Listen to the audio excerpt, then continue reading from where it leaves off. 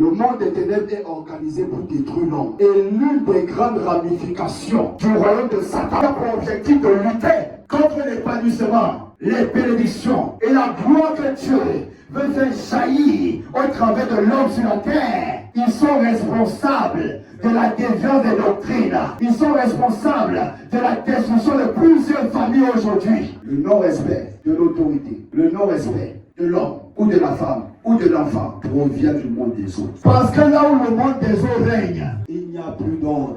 Il n'y a pas d'équilibre. Tout est déséquilibré. C'est le chaos qui règne. La Bible dit l'homme quittera son père et sa mère, s'attachera à sa femme. Les deux deviendront une seule et même chair. On a des hommes aujourd'hui qui voient leurs enfants, leurs propres enfants. Ils vont coucher avec eux. C'est ta femme? Non, c'est ton enfant. C'est le chaos. Le chaos, c'est de ne pas reconnaître l'ordre établi par Dieu. Une nation où on ne respecte plus les enfants. Les enfants sont devenus nos propriétés. Même la maman qui accouche son enfant, elle te dit cet enfant ne t'appartient pas. Il appartient à Dieu. On trouve des mamans qui tuent leurs propres enfants à cause de l'infidélité de leur mari ou de leur homme. C'est une nation perdue.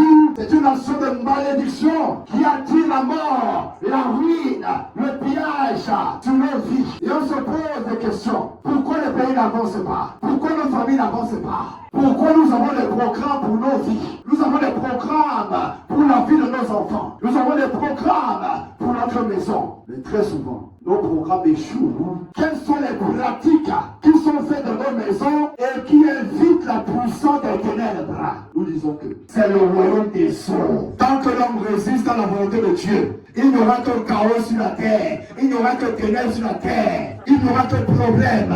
Déviance ou déviance, plus de moralité. Est-ce que nous sommes devenus des animaux? Je dis oui. Parce qu'il n'y a qu'un animal qui peut aller coucher avec un enfant de 2 ans, un adulte. Il faut être un animal dans l'esprit. Il n'est pas un animal physiquement, mais c'est un animal.